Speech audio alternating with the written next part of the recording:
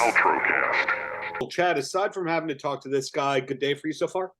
Yeah, it's early here, so it's 8:15. I hear my newborn just waking up, so it's a good day.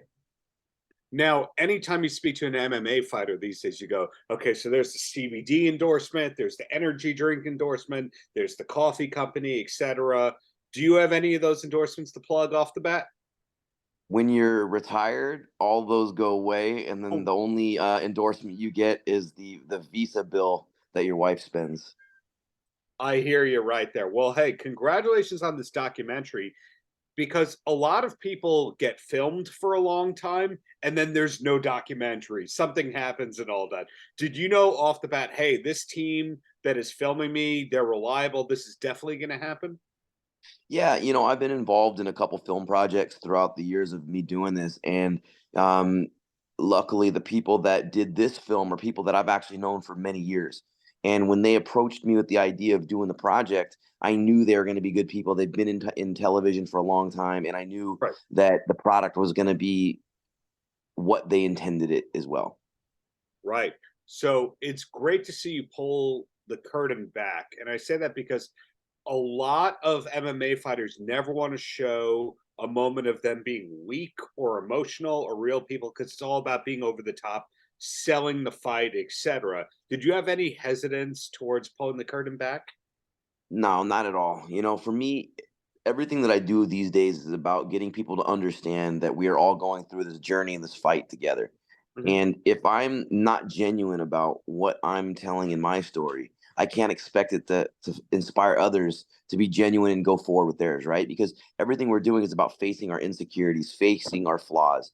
And fighting is really that essence where it gives you the opportunity to stand in front of whatever it is that's scaring you. And there's no secret that fighting is terrifying. So there's no point in sugarcoating it.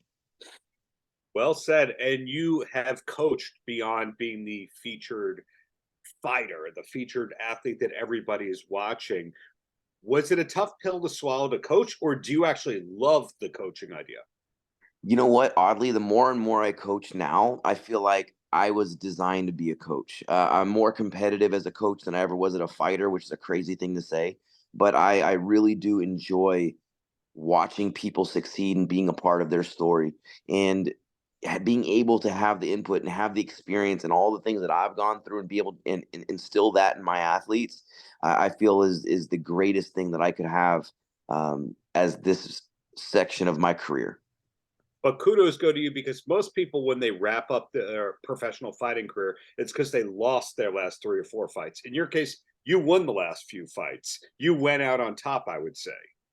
Yeah, it was one of those things where my body just wasn't going the way that I wanted it to. And it's not that I still couldn't compete with the best guys in the world.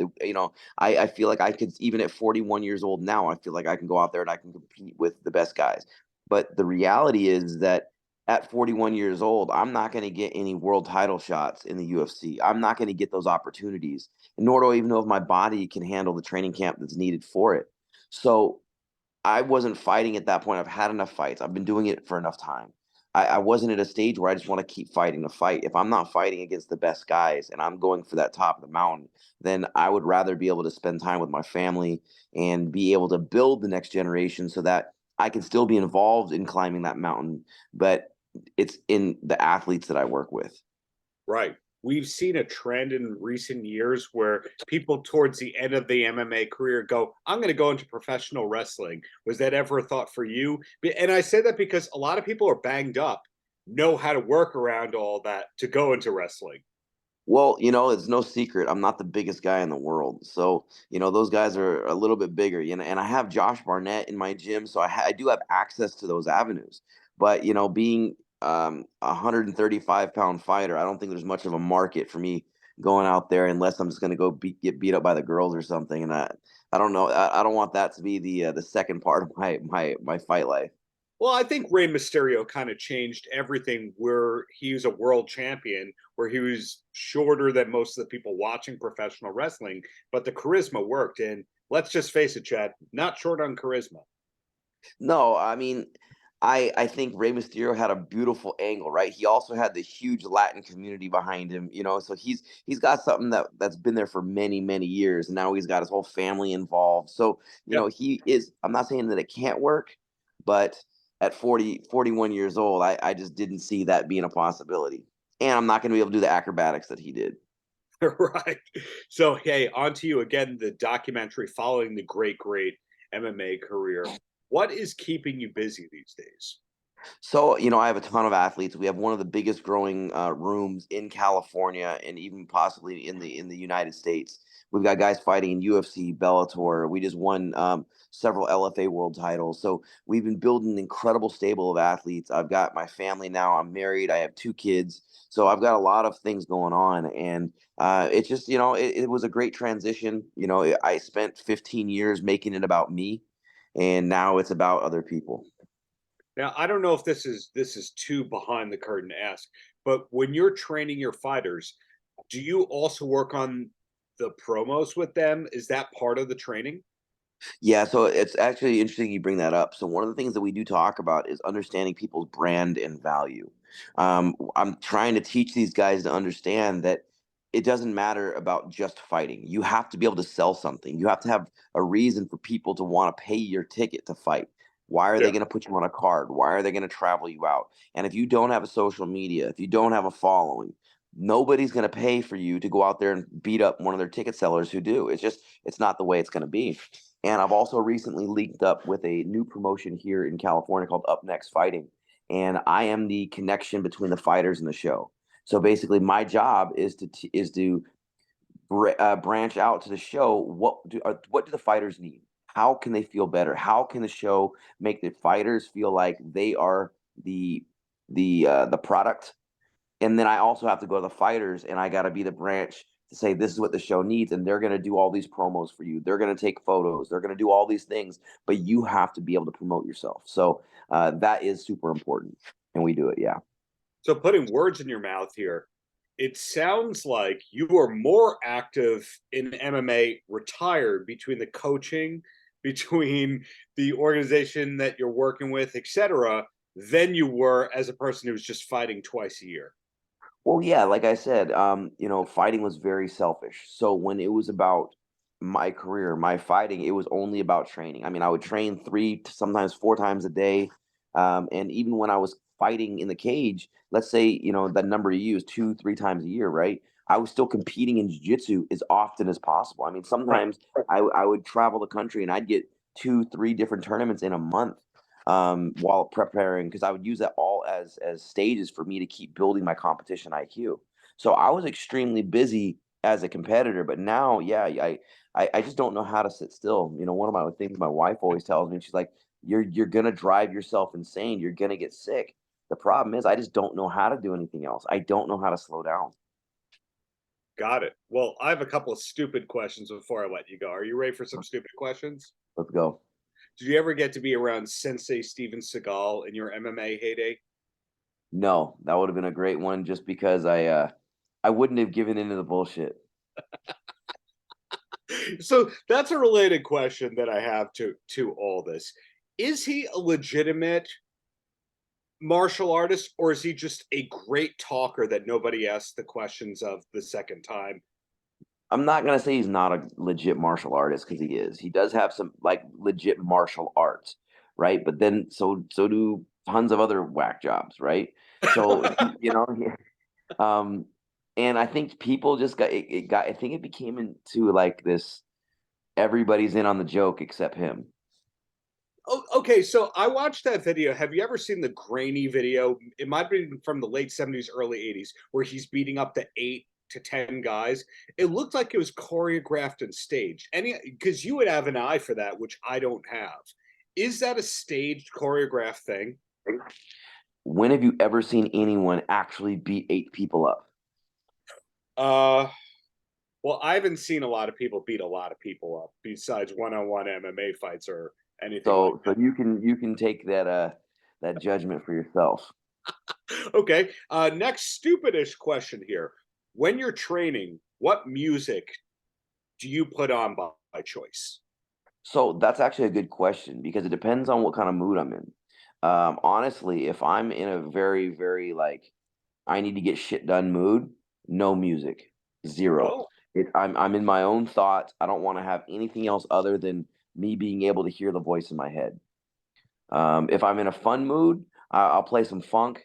I love to get like just it keeps me away from being like hyper mean and competitive. So but I do have a quite eclectic music choice. So depending on the mood that I'm in, but if I'm very competitive, it's no music. It's shut the fuck up and go. next question. Um, a lot of people who are in entertainment or sports, they're around other people who love entertainment and sports, but their spouse or better half goes, "That's boring. I don't want to hear anything about this." How much of the talk about MMA can your wife palate or take? Well, she loves to watch it. She loves to watch it when it's on. Yeah. Um, and other than that, I mean, she's actually really knowledgeable. So it's pretty awesome. But at the same time, she's got other shit to worry about. And when I bring things up, she's like, I don't care. I don't care. And then I get mad that she doesn't understand that she doesn't care. And she's like, I've got a crying baby to deal with. Like, stop. I don't care. Well, do you hang out with other MMA related couples, or do you just keep the work and the not work totally separate? We're at a pretty interesting stage now because the fighters that I do hang out with, my students, we're lucky that we actually all have kids roughly the same age now. Oh, So, that makes it easy because it's tough when you have kids in general, right?